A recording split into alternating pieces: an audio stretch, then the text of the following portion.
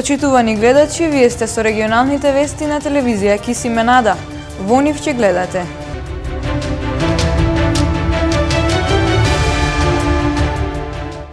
Загадувањето на воздухот причина за двојно полоши последици на заразата со COVID-19.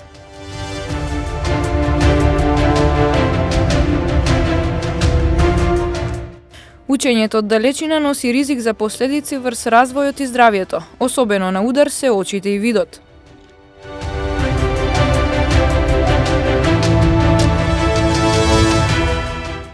На Факултетот за прехранбена технологија и исхрана денес комисијата вршеше проценка на пристигнатите примероци мед во рамки на вториот меѓународен надпревар за квалитет Тетово Хани Awards 2020.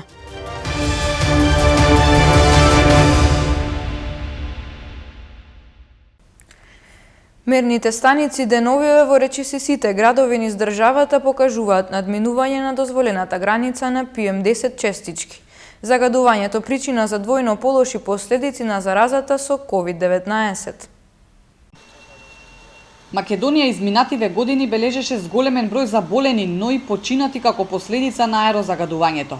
Сега пак со пандемијата состојбата е и повеќе од сериозна. Кога и тоа како треба сериозно да се действува, алармираат специјалистите. Загадениот воздух е главен сојузник на вирусот. Мора да се најде решение, оти последиците ќе бидат лоши. Автоматски се намалува концентрацијата на кислород во околината и со тоа може да има последици сега во овој момент, поготово двојно полошо затоа што не задеси пандемијата. Кај пандемијата секако е намалена концентрацијата на кислород кај заболените, зборуваме. Скопје, Тетово, Кичево, Кавадарци, Гостивар. Мерните станици деновиве во речиси сите градови низ државата покажуваат надминување на дозволената граница на PM10 честички. Граѓаните се плашат, но бараат и мерки од надлежните. Загадувањето е ради сиромаштијата и непреземување на владата конкретни чекори за да се реши овој проблем. Секој човек треба да се плаши и да се пази, да се чува.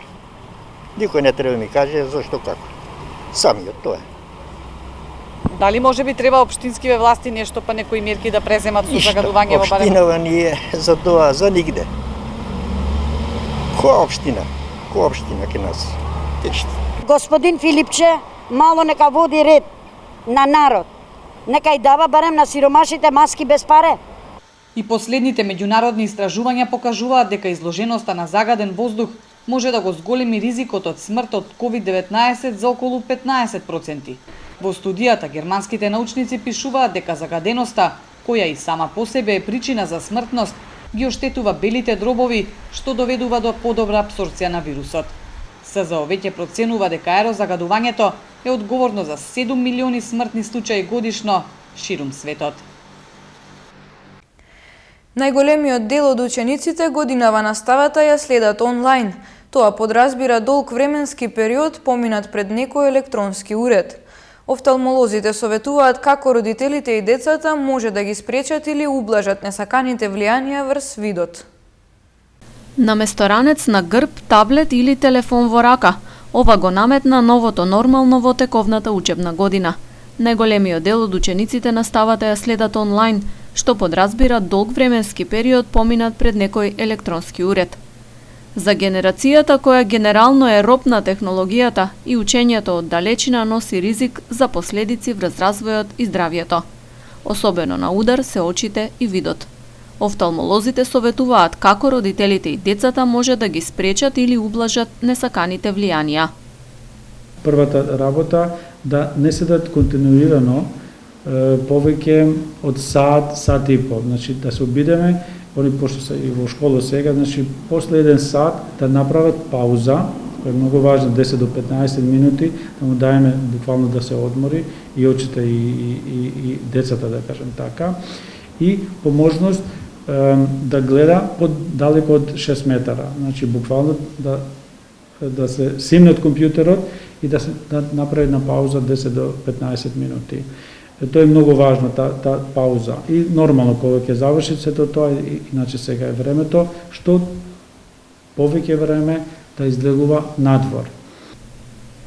Доктор Османи нагласува дека родителите задолжително треба да се обратат за медицинска консултација и помош доколку забележат некакви проблеми со очите кај детето.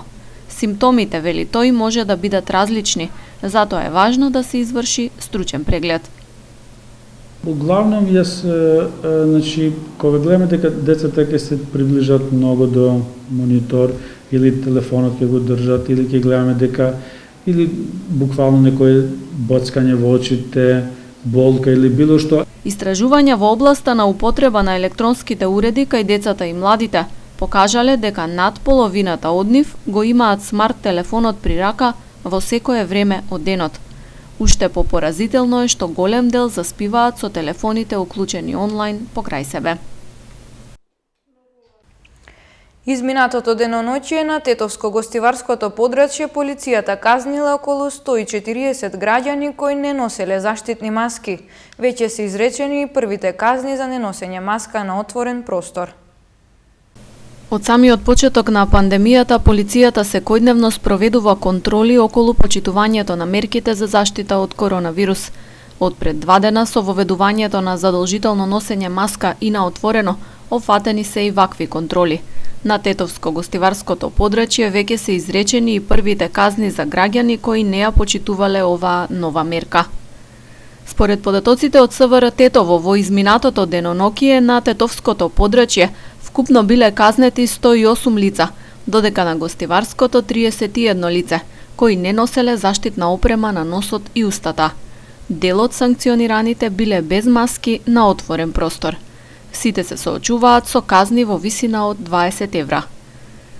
Со измените на Законот за заштита од заразни болести, носењето маска на отворено стана задолжително. Исклучок е при спортување на отворен простор, престојување во двор во семејна куќа со лица од исто семејство или во угостителски објект каде се применуваат протоколите за заштита. Маска на отворено исто така не мора да носат децата под 6 годишна возраст и лица со специфична здравствена состојба, за кои тоа би било проблематично. Статистиката на СВР покажува дека во изминатото деноноќие биле издадени нови решенија за изолација на 183 граѓани во Тетово и 48 во Гостивар. Во двата региони исконтролирани биле околу 1300 лица со решенија и не биле констатирани прекршувања на изолацијата. Голем интерес на пчеларите за учество на вториот меѓународен надпревар за квалитет на мед Тетово Honey Awards 2020 година. На Факултетот за прехранбена технологија и исхрана на Универзитетот во Тетово денес комисијата вршеше проценка на пристигнатите примероци мед. Тетово денес беше домаќин на вториот меѓународен надпревар за квалитет на мед Тетово Honey Awards 2020 во организација на Сдруженијата Градот на пчелите и полошки мед. Во просториите на Факултетот за технологија на храна при Универзитетот во Тетово, органолептичка комисија составена од меѓународни универзитетски професори и истакнати пчелари вршеше проценка на медот. На годинешното издание на оваа манифестација пристигнале 370 примероци мед од 17 земји во светот. Ова година и покрај лошите услови за медот во државата и покрај лошите услови на пандемијата, ние стигнавме или успеавме да собираме скоро 370 мостри од 17 европски држави и од 3 континенти. Ова година за прв пат имаме медови и од Аустралија и Америка. Сакам да кажем дека денеска е органолептичката комисија која ќе ги оценува секој мед посебно во однос на вкусот, аромата, чистотата, водата. После медовите ќе одат во лабораторија, ќе се прават лабораторски анализи, после ќе се собират овие двата резултати и на крај ќе се знае кој од пчеларите ќе земе златно медалје, бронзова медалја или арџент. Када радимо анализу, радимо прво испитивање, прво и основно тоа е... Кога правиме анализа на еден мед, правиме прво и основно испитување на водата со помош на рефлектометар, на кој се размачкува медот и се пресметува процентот на водата во медот. Еве, например, овој, добивме нешто што не е во ред, против што и најмногу се борам. Овој мед во себе има 13% вода. Таков мед ниеден пчелар не може да добие по природен пат. Тоа значи дека на овој мед водата му е одстранета по вештачки пат. Затоа ние како комисија се трудиме ваквите медови да бидат пониско оценети од другите, бидејќи се обработувани дополнително, што не го одобруваме. За нас, но и според европските правилници, дозволено е медот да има до 20% присуство на вода и најголем број поени даваме на оние со 18%, па до 21%. Затоа сакам да го истакнам следното за наредната година, бидејќи за оваа е доцна. Целиот град Тетово и државата да се ангажираат за ова место да стане центар за оценување на медот и самата комисија со својот кредибилитет и авторитет и знаење ќе привлече повеќе учесници. Во нашата земја има квалитетен мед, меѓутоа приносите секоја година се намалуваат поради климатските промени и употребата на пестициди во земјоделството. Имаме доста квалитетен мед, тоа го потврдуваме со овој настан и со претходните настани кои што нашите пчелари од Тетово и од Македонија учествувале на сајмите во Тузла, и во Турција имаше и во многу други држави, се докажува дека квалитетот постои. Околу пласманот пред се битно е да го има квалитетниот мед кој што со текот на годиниве како што изминува се помалку и помалку пчеларите доаѓаат до квалитетен мед. Влијанието пред се на климатските фактори а за добар квалитетен мед проблем мислим дека не е пласманот во некој случај. Најголемиот проблем со кој што пчеларите моментално се соочуваат е некои специфични промени во поглед на временскиве неприлики, да ги кажем, за пчеларството пред се, кои што поново време ни се случуваат и кои што нагло ја намалија приносот на мед по пчелно семејство на глобално ниво, значи кое што се осеќа и кај нас. За отприлика 1 месец ќе се знаат победниците на фестивалот, бидејќи покрај денешните проценки, примероците на мед треба да подлежат на дополнителни испитувања за квалитетот. Жителите на селото Луковица сами ќе собираат пари за да се направи проектна документација со која ќе аплицираат на меѓународните фондови. На ваков чекор се решиле откако на сите барања до општина Желино да обезбеди средства за изградба на патот добивале негативен одговор. Со години жителите на Луковица, општина Желино, чекаат да се асфалтира патот до нивното село. Делницата долга безмалку 6 километри од местото викано Крстец па се до селото е во лоша состојба со дупки и нерамнини. По постојаните одбивања од локалните власти да издвојат средства за изградба на патот, тие решиле сами да собираат пари за да се направи проектна документација со која ќе аплицираат на меѓународни фондови. Со општина Желино имаме повеќе контакти, ali zadnjiот контакт со градоначалникот на 2.10. испадна негативен. И испаѓа сега ние самите, 2 пати до сега правиме проект, ali сега треба CD да има на тој постоечкиот кој мора да биде нов проект сега.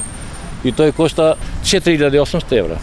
Да. Тоа доаѓа негде по 3.000 денари, значи од денарска противна, значи 3.000 денари би требало секој да даде. Луковица е сместена на падините на Сувагора над езерото Козјак, во преубава природа погодна за рурален туризам. Дополнително и економскиот развој на селото зависи од асфалтирањето на патот. Наречено 3 фарми са горе, што не може да дојде да пласира млекото овде или сирењето. А друга работа, патот е и неопходен, пошто тука економски гледано за планинарење, пошто браната Козјак се наоѓа во атарот на Луковица, односно на имотот на Луковчани. Имамо манастир Светилија, Света Петка и Свети Ѓорѓе. Манастирот има конаци, заради тој пат не можеме да ги искористиме да идат да доаѓа луѓе. Фактички ида луѓе, меѓутоа за 2 август. Се зголемува бројот на куќите што се градат во селото, кој изминатиот период е доста посетувано, особено поради рестриктивните мерки за време на пандемијата. Од 40, да речемо, домаќинства куќе, сега моментално има 74. Значи 38 моментално живат и има викендаши. Сега со коронава, значи беше преполно селово.